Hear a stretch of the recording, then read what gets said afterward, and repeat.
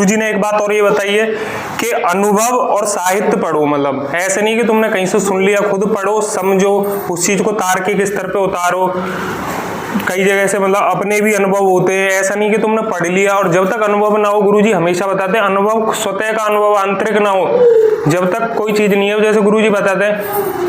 मतलब जय सुक्तम सिद्धाय नमः या अहम सत्यास्मि या ये सारी चीजें, तो उसमें एंड में यही रिजल्ट निकलता है, मैं ही हूँ, मैं ही तो अनुभव करूंगा जब तक। अब गुरुजी यहाँ प्रवचन दे देते हैं, सारी बात सही है। अब जैसे गुरुजी ने एक बात बताई कि तुम्हें यहाँ अनुभव होगा, यहाँ अनुभव होगा, या अभी मैं पूछ रहा था कि गुरुजी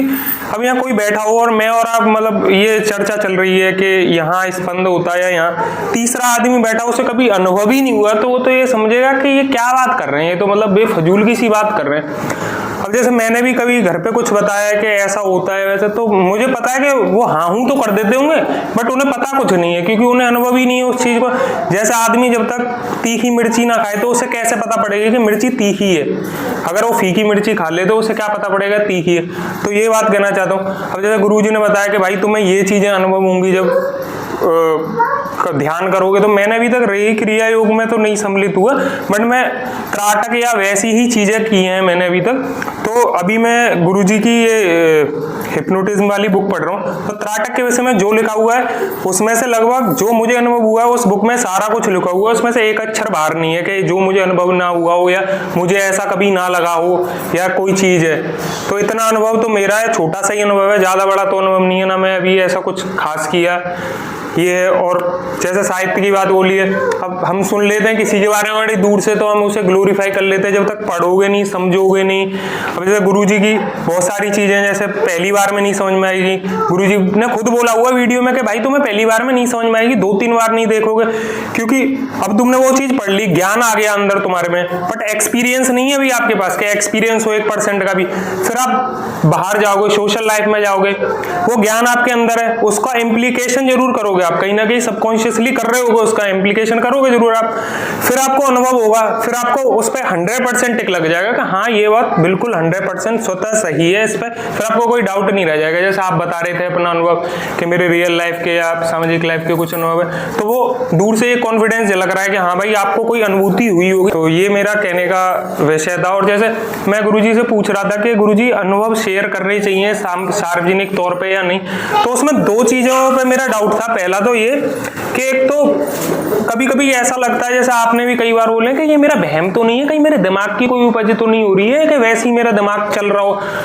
एक तो ये डाउट हो जाता है। दूसरा कि कोई सुन रहा है तो वो मतलब मेरी उस विचार को या भावना को या अनुभव को वैसा महसूस कर पा रहा है जैसा मैं व्यक्त कर रहा हूँ, क्या वो वैसा महसूस कर भी पा रहा है या नहीं कर पा रहा है, एक दूसरा ये प्रश्न आ जाता है। तीसरा कई एक आधा जगह मैंने वीडियो या कहीं पढ़ा है कि जो अपने आध्यात्मिक अनुभव होते हैं, मुझे अभी नहीं पता गुरुजी, कि उन्हें साझा करना नहीं चाहिए क्योंकि शायद आपकी जो आध्यात्मिक शक्ति कम होती है इस वजह से, बट आज आपने क्लेरिफाई कर दिया तो मैं शायद उन्हीं लोगों के बीच में शेयर करूंगा जो पात्र हो या जो समझ सकें। ये ऐसा कहा गया है पात्रता के आधार पर कि भाई क्या होता है कि हमें डर हो जाता है, मैंने इसे बता दिया। दूसरा वो उस समय क्या है कि मान लो जैसे उसे पता चले पूजा पाठ कर रहा, हर आदमी एक कंपटीशन में, ठीक है, वो भी आध्यात्मिक, मुझे नहीं अनुभूति हो रही। जब मुझे अनुभूति नहीं हो रही तो क्या सोचेगा तेरे बारे में, तो तेरे चित्त को विक्षुब्ध करेगा, है नहीं, विक्षिप्त कर देगा, क्योंकि मैं ध्यान कर रहा हूँ 6 बजे फलाना जो है वो ध्यान कर रहा होगा। अब क्योंकि और तो बड़े बड़े अनुभव होती तो तेरे में चित्त एकाग्र कर मंत्र पढ़ रहा अपना इष्ट का ध्यान भंग, क्योंकि वहां तो उसे अनुभव नहीं हो रहा। तो इसलिए वो मने करा जाता है कि तुम उसके ध्यान के पात्र बन गए। ध्यान के पात्र बनने से क्या हुआ, तुम्हारा भी मन खराब हो गया, फिर तुम्हें लगा यार ये पात्र तो है नहीं, उधर बड़े कमेंट की दृष्टि से देख रहा है। तो ऐसी चीजों की वजह से इन सब कारणों से मना कहा गया है सुपात्र को देख के करें। तो अब इस आधार पर सुपात्र कौन है, केवल गुरु भाई